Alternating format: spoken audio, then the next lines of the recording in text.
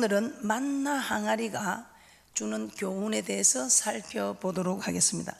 우리 하나님께서는 이 지성소에 언약궤를 두시고 그 언약궤 속에 만나 항아리를 넣어 두셨습니다. 그러면서 이 만나 항아리를 넣어 두시면서 우리에게 어떤 교훈을 허락하시는 것일까요? 첫째, 하나님은 일용할 양식을 주는 분이시다. 출애굽기 16장 1절 2절 함께 보겠습니다. 시작.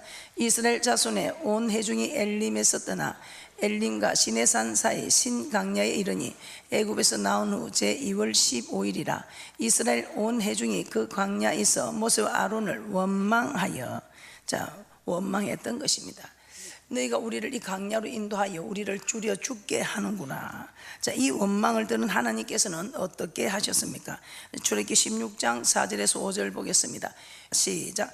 때에 여호와께서 모세에게 이르시되 보라, 내가 너희를 위하여 하늘에서 양식을 비같이 내리리니 백성이 나가서 일용할 것을 날마다 거둘 것이라. 이같이 하여 그들이 나의 율법을 준행하나 아니하나 내가 시험하리라.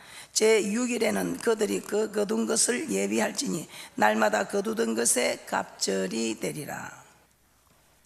우리 하나님께서는 날마다 양식을 하늘에서 비같이 내리겠다고 해서 하셨습니다. 그리고 6일에는 갑절을 주겠다. 갑절을 줄 테니까 안식일 날 거두러 나가지 말라는 것입니다. 그것뿐입니까? 또 저녁에는 메추라기를 주심으로 고기까지 먹게 해 주셨습니다. 출애굽기 16장 13절입니다. 시작. 저녁에는 메추라기가 와서 진에 덮이고 아침에는 이슬이 진 사면에 있더니. 이처럼 우리 하나님께서는 날마다 양식을 비같이 허락하시고 저녁에는 그들이 또 고기가 먹고 싶다니 메추라기를 진 사면에 이렇게 허락하여 주셨던 것입니다. 하나님께서 매일같이 내려주신 이 양식은 가시 같고 희고 맛은 꿀 섞인 과자 같다고 출애굽기 16장 31절에 말씀하고 있습니다. 출애굽기 16장 31절 한번 보겠습니다. 출애굽기 16장 31절입니다. 시작.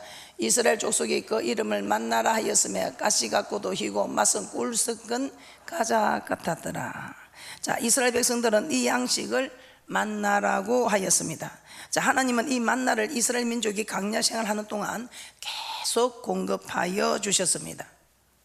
그래서 이스라엘 백성들은 매일 아침 나가서 만나를 거두면서 이 양식은 내 힘으로 얻는 것이 아니라 하나님께서 주셨음을 알게 하셨던 것입니다. 이 하늘에서 내리는 이 만나를 내 힘으로 얻는 것이 아니라 나는 나가서 거두기만 하면 되는 하나님께서 허락하심을 알게 하셨던 것입니다. 이 사실을 통해서 우리 하나님은 이스라엘 백성에게 하나님께서 일용할 양식을 공급하시는 분이신 것을 깨닫게 하셨던 것입니다. 이처럼 하나님은 이스라엘 백성들에게 수고하지 않아도 매일매일 필요한 양식을 공급해 주셨던 것입니다. 그래서 우리가 이 생활을 하면서 여러분이 이제 말씀을 들어가서 은혜를 깨닫고 하면 이 모든 것이 하나님의 은혜였음을 깨닫게 된다는 것입니다. 그 만나를 하나님께서 하늘에서 내려서 우리는 나가서 거둔 것밖에 없다는 것입니다. 우리 힘으로 그 양식을 공급한 것이 아니라 하나님께서 허락하신 일용할 양식, 우리는 거둔 것밖에 없다는 사실입니다. 그래서 우리 예수님은 제자들에게 기도를 가르치실 때에 오늘날 우리에게 일용할 양식을 주옵시고 하고 기도하라고 마태복음 6장 11절에 말씀하고 있습니다. 일용할 양식을 공급해 주시는 하나님이시기 때문에 우리에게 일용할 양식을 공급해 달라고 하나님께 구하라는 것입니다. 그러면 어떻게 할 때 우리가 이렇게 기도하면 우리 하나님께서 우리가 기도하고 하나님께서 허락하시겠다는데 어떻게 할 때 이 양식이 공급되어지는가? 어떻게 할 때 이 양식을 공급하겠습니까? 우리 하나님께서 기도했습니다. 기도하면 우리 하나님께서는 정말 하늘에서 비같이 양식을 내립니다. 우리가 해야 할 일이 무엇이겠습니까? 우리 하나님께서 계속해서 하늘에서 만나를 공급할 수 있도록 우리가 해야 할 일이 무엇이겠습니까? 우리는 하나님이 말씀하는 대로 순종하면 됩니다. 그런데 과연 이 이스라엘 백성들 순종을 했을까요?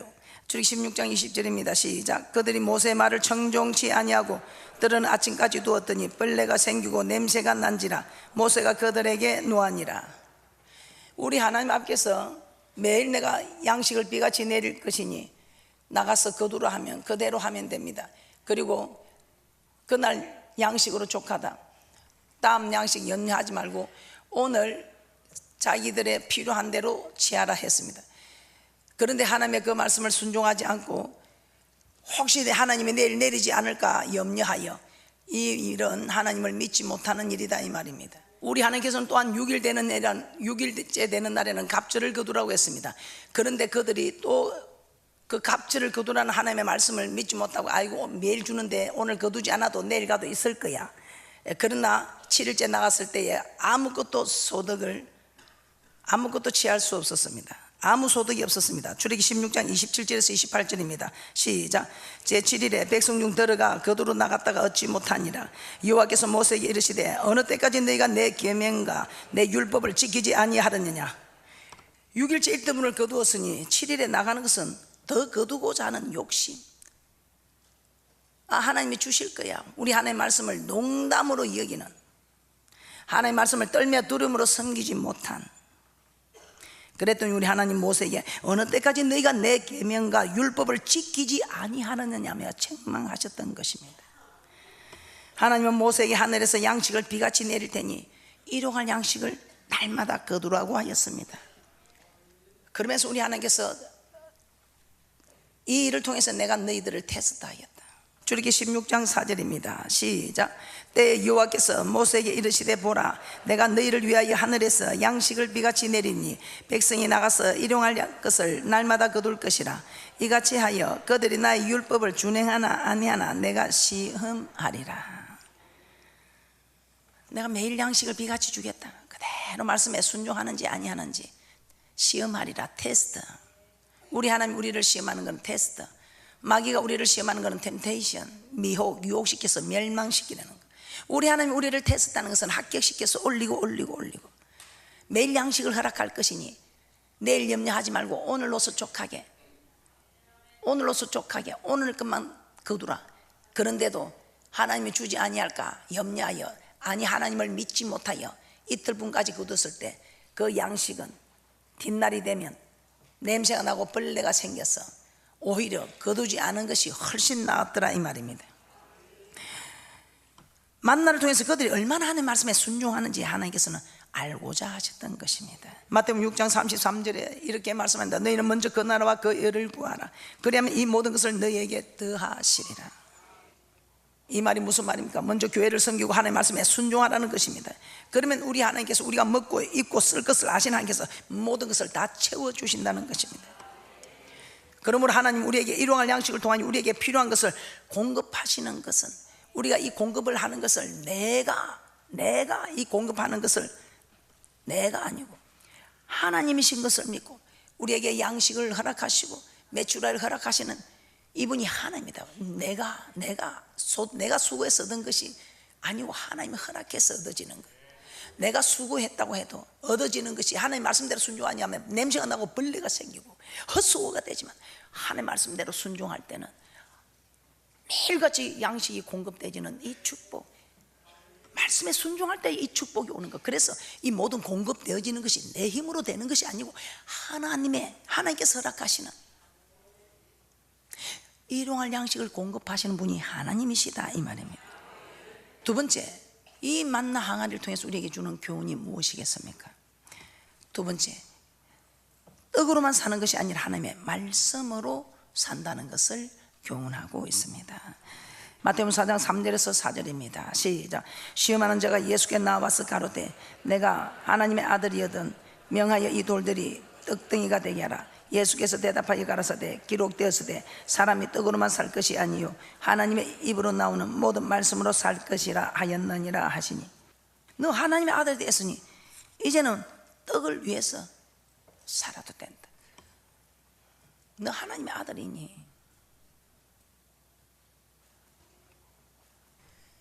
여러분 혹시 이제 내가 예수 믿고 천국 가는 구원을 얻었는데 내가 뭐 좀 배가 고파서 좀 내가 굶주는 배 좀 치우기로.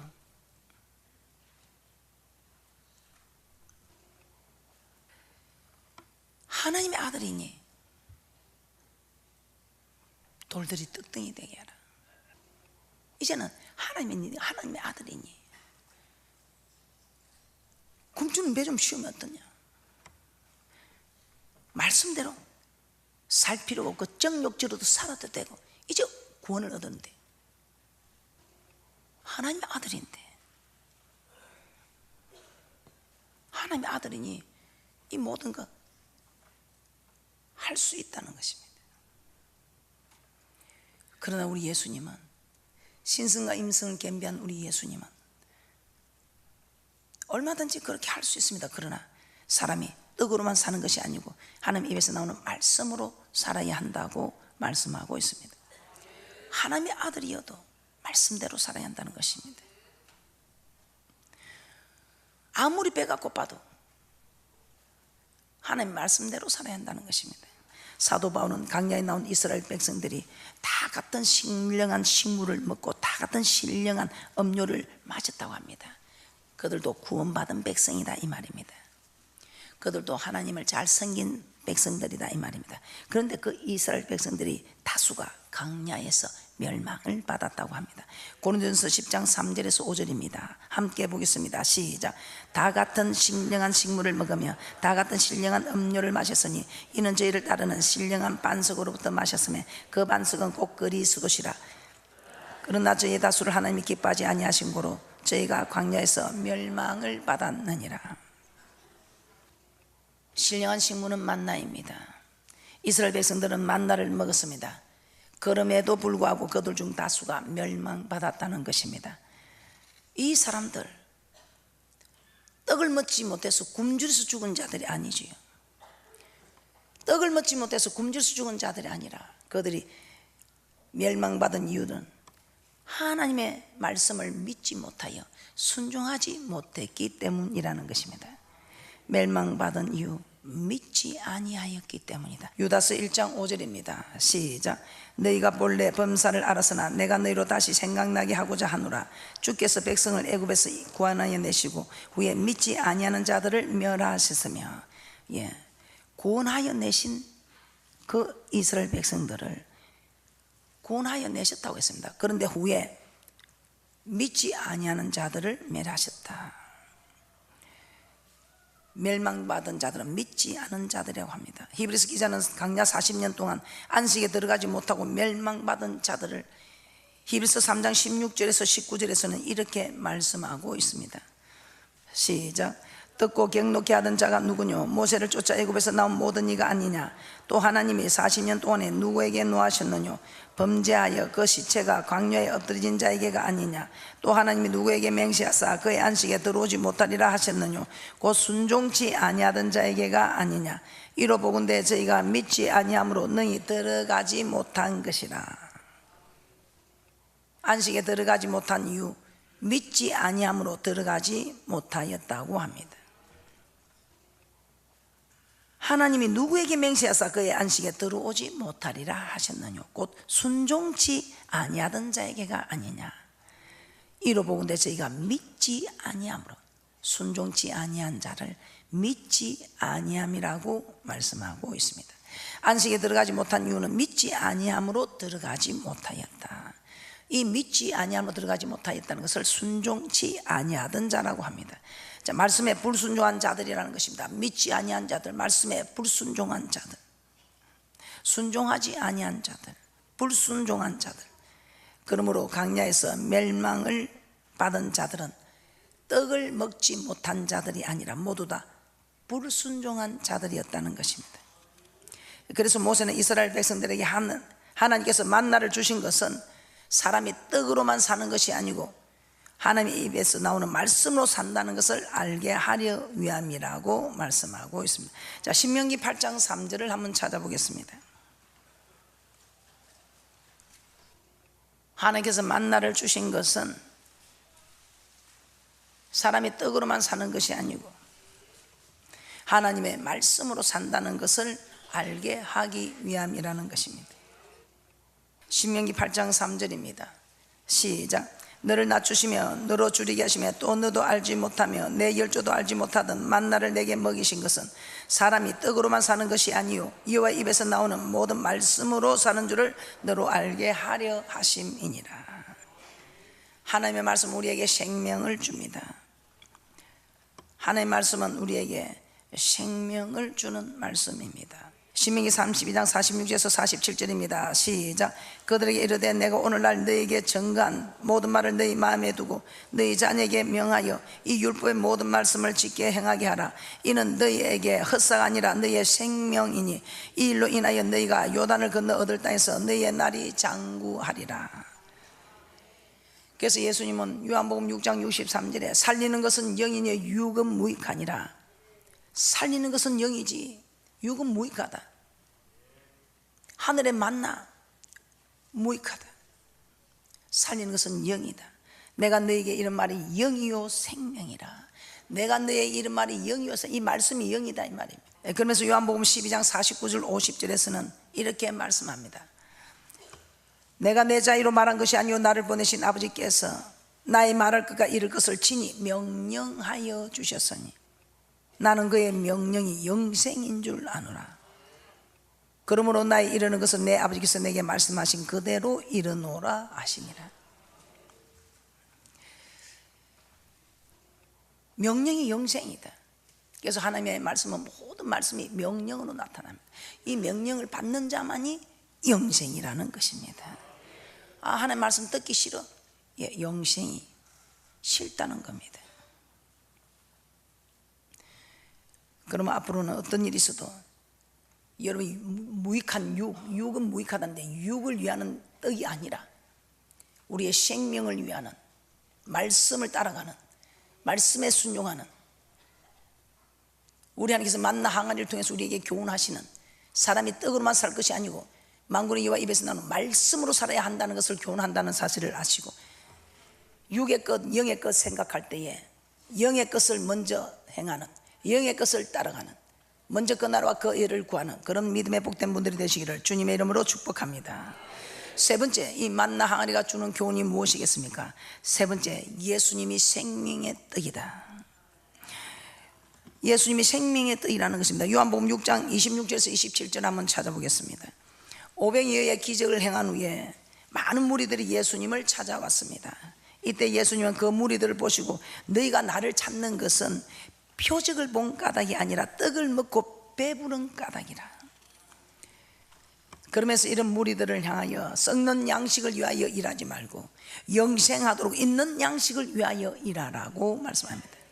썩는 양식, 육은 무익하다. 이 육은 육으로서 이 땅에서 끝납니다.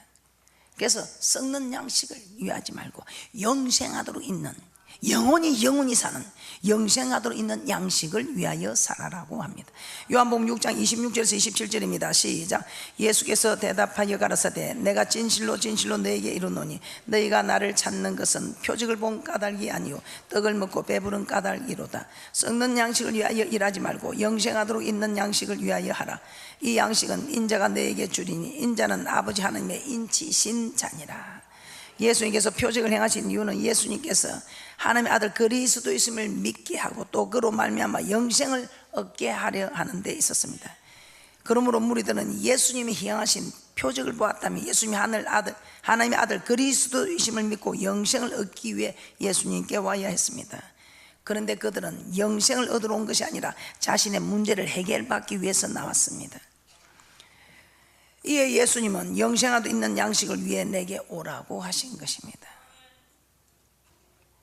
그때 이 무리들이 어떻게 말합니까? 예수님 영생하도 있는 그 양식을 달라고 합니다. 그때 예수님은 내가 곧 생명의 떡이다. 요한복음 6장 35절입니다. 예수께서 가라사대 내가 곧 생명의 떡이니 내게 오는 자는 결코 줄이지 아니할 터요 나를 믿는 자는 영원히 목마르지 아니하리라. 예수님은 자신이 생명의 떡이라고 합니다. 이는 곧 생명을 얻기 원하면 예수님을 먹어야 한다는 것입니다. 그런데 예수님은 왜 자신을 생명의 떡이라고 하셨을까요? 예수님은 자신을 찾아온 무리들에게 계속해서 너희 조상들이 광야에서 만나를 먹었어도 죽었거니와 나는 하늘로서 내려온 산떡, 나는 하늘로서 내려온 산떡이니 사람이 이 떡을 먹으면 영생하리라. 요한복음 6장 49절에서 51절입니다. 요한복음 6장 49절에서 51절입니다. 시작.